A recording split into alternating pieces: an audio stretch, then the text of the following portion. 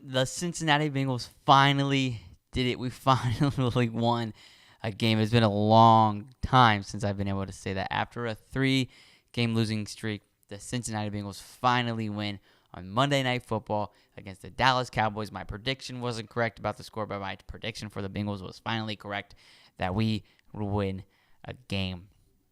Yes. Whew. The playoff chances are alive. Went up from 1% to a 3% chance that we make the playoffs, and I'm riding on that until it goes to 0. But anyways, let's talk about this game. Let's talk about my reactions on how I feel about what Cincinnati did, how well we did, what we did bad, everything in between. So we got a special episode talking about one of the best wide receivers in the league. Coming up later in the episode, we're going to be talking about the best wide receiver in the league and why he continues to prove it. But without further ado, let's go. First, let's talk about the score. Bengals won 27-20. And oh my goodness, what a magical game it was. Oh, wow. It came down to a punt. Since Dallas Cowboys forced the Bengals to a 4th and 27. 4th and 27 with 2 minutes left in the game. Bengals punted. Not Cincinnati. Dallas blocks the punt. And I'm sitting right where behind me. Going, oh my goodness, it happens again. Cincinnati can't catch a break, right? Blocks the punt. And I'm freaking out. I'm like, there's no way we're about to lose in the most heartbreaking fashion again.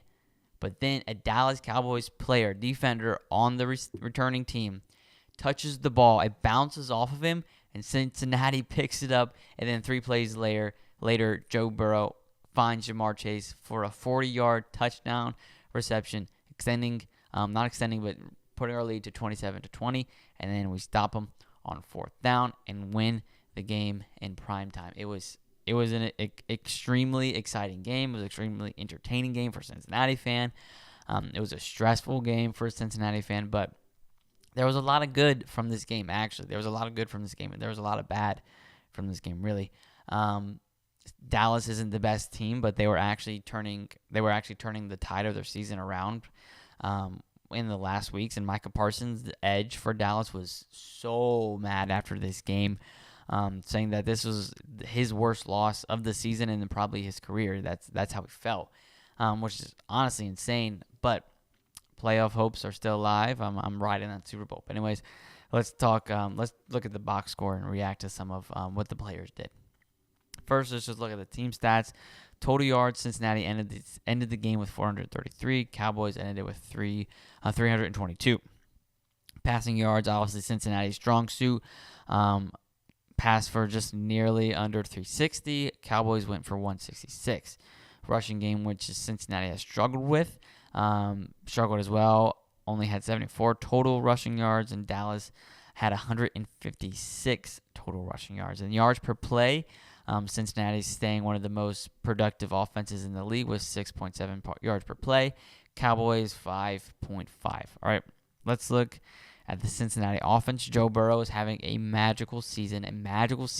He went 33 for 44, passed for 369 yards, and he had 3 touchdowns and 1 interception. And that one interception was pretty bad. It wasn't tipped or anything. At least I didn't see any tip at the line of scrimmage, but he just floated him.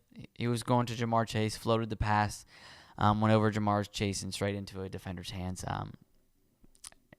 Obviously, Joe Burrow is one of the, if not the best quarterbacks in the league. He's not perfect. He's going to make mistakes. One of the things he does have to work on, and it doesn't happen a lot, but those poorly timed interceptions. And he doesn't throw a lot of them, but it seems like when he does throw an interceptions, it's at like the worst time possible. If there was one thing about this season that Joe Burrow needs to work on, and it doesn't happen a lot, but whenever there is an interception, I feel like it's at the worst time possible. So anyways, he had a great game. He threw for over 300 and 3 passing touchdowns and still won the game. So that's a complete win for Cincinnati, because usually when he throws for 300 and has 3 touchdowns, we lose the game. But anyways, rushing, Chase Brown, even though we didn't have the best total rushing yards, Chase Brown had a really great day rushing. 14 carries for 58 yards, but he was averaging 4 yards per carry. we were handing it off on first down, and he was making it a 2nd and 5 or second and 6. And that's the type of play and the type of running back you want to have in the backfield on first down. He's averaging over the season around 4 yards per carry, which is honestly great to see. Chase Brown has shown that he can be the guy going forward in Cincinnati, and I think this game was just proof of that. You were going up against a pretty good rushing defense, pretty solid rushing defense, and you're averaging 4 yards per carry against them. He's gonna be in Cincinnati for a long time. He's gonna be good. Khalil Herbert also got in a few times, which is good to see, but he actually got a lot of time, which I'll talk about in a little bit. In the special teams returning kicks, which is really, really, really cool to see. And Jamar Chase he was in the rushing game a little bit, got a little jet sweep, went for 14 yards. Maybe that play should be used a little bit more for the rushing game. Not the best game in the world, but it wasn't the worst game in the world either. All right, receiving, obviously Jamar Chase went off like usual, 14 catches for 177 yards, averaged 12.6 yards per catch, and had 2 touchdowns on the day. Chase Brown, this is where Chase Brown has been doing really well this year. 6 receptions for 65 yards, averaging 10 yards per catch, and he had a touchdown reception. One of the best tight ropes on a sideline I've seen. It was beautiful. Kept literally that much of his foot out of the out of bounds line. It was beautiful. He did the Ezekiel Elliott touchdown celebration where he dives into the Salvation Army bucket in Dallas, which was really fun to see.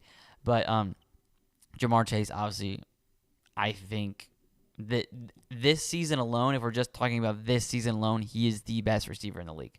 Hands down, the best receiver in the league this season, without a doubt in my mind. And he continues to prove it. T. Higgins was in the game. He didn't have the greatest game, but 2 catches for 23 yards, averaging 11 yards per catch. And Joe Burrow talked about this after the game. I'm not going to spoil. Okay, well, I will spoil it. He said that T. Higgins is so valuable to the Cincinnati team, even when he has a low or a quote-unquote bad game, only 2 catches for 20 yards. He was so effective in the pass game because he took somebody away from Jamar Chase. Because T. Higgins was in the game, Jamar Chase had the opportunity for 14 catches and 177 yards and 2 touchdowns. That was because T. Higgins was in the game. Obviously, Jamar Chase is probably going to do something similar when he's not in the game, but T. Higgins opens up the defense so much when he's literally just in the game. He could be injured and not have a single catch, but if he's just there running a route like a slant and he's taking up somebody, Jamar Chase is going to go crazy. Yoshi had some big plays, 4 catches for 41 yards, averaging 10 yards per catch. Gesicki, he's looked like a beast in the tight end role for Cincinnati. Expect an extension after this year, I would think. 3 catches for 24 yards. It was Khalil Herbert also got in the passing game as well. It was not the most smooth I've seen the Cincinnati Bengals offense operate in a game, but they did exactly what they needed to do when they needed to do it. In retrospect, allowing Dallas to force that punt, obviously in that situation with 2 minutes left to go when the game wasn't the best, but they were, by the grace of God, given a chance to go score, and that's exactly what they did, and that ultimately won the game. And that doesn't happen a lot for Cincinnati. Usually the ball bounces the other way. Usually the ball doesn't bounce in Cincinnati's favor. This is the last time I've remembered anything going right for the Bengals or any lucky situation going right for the Bengals. But our offense did well. Let's look at the defense. I know it's hard to see, but I'll read it for you. Davis Gaither had a great game. 5 tackles, 3 assists. Then Geno Stone had his best game of the season for the Bengals this game. 3 tackles, 2 of those were assists, and then he had an interception. Definitely his best game this season. 3 sacks by BJ Hill and Trey Hendrickson. And then also Marco Wilson, the waiver claim. I did a video a few weeks ago. He got in the game a lot, and he did really well, actually. He was doing really well. Got a pass deflection. Was in coverage and zone coverage really well. Man coverage really well. Josh Newton had a great game. DJ Ivy, back from injury, had a great game. Getting into rotation in the secondary was really great to see. Mike Hilton, who is usually somebody that the Cincinnati can rely on, had a few misreads. The first touchdown of the game was to CeeDee Lamb, and Mike Hilton just completely whiffed on the coverage. But he's still one of the most consistent Bengals in the secondary. But overall, it was one of the best defensive games I've seen Cincinnati have this season. Obviously, Cincinnati's defense has been the struggle this year. But they made the stops when they needed to. They caused like three and outs in a row, which was good to see.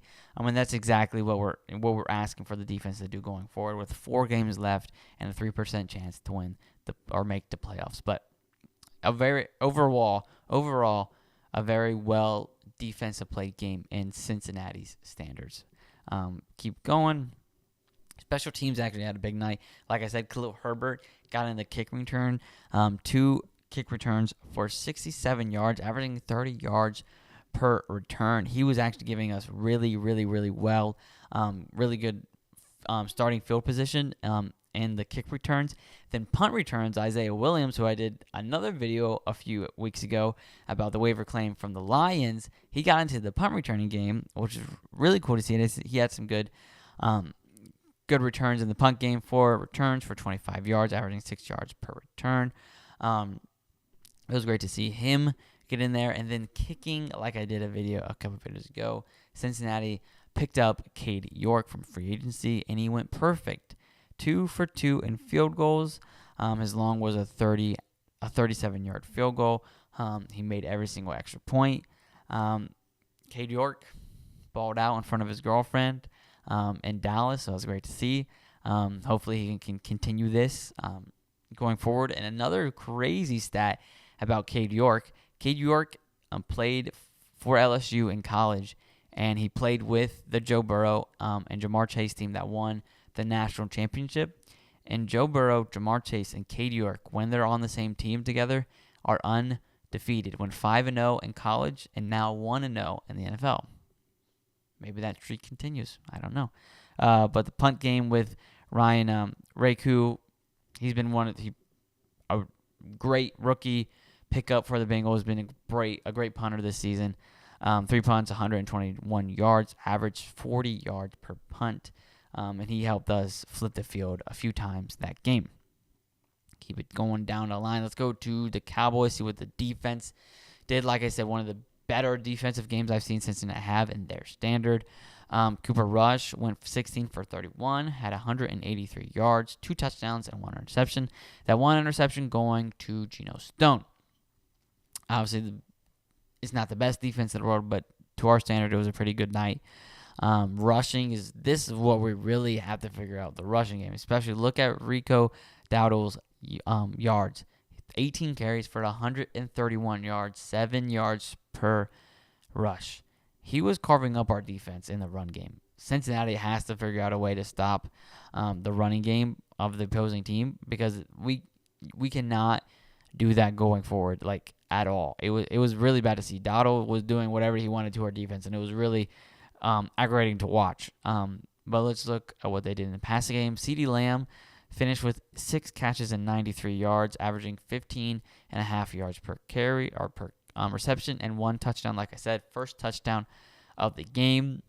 And most of those yards actually came in the first half. The first half, CeeDee Lamb was cooking us in the secondary. And actually in the second half, I don't remember, he probably had a catch, but I promise more than 2/3 of those yards came in the first half. Actually, in the second half, the secondary played pretty well, locking down CeeDee Lamb, which was good to see. CeeDee Lamb is one of the best wide receivers in the league.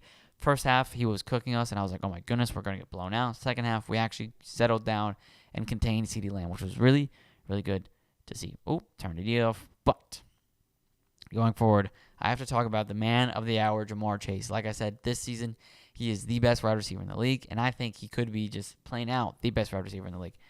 I got some stats here. Ready?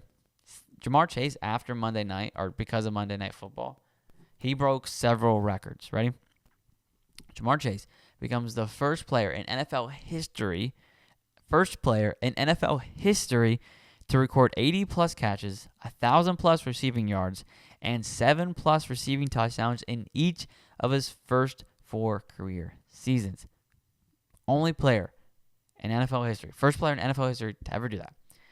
Jamar Chase also joins Randy Moss.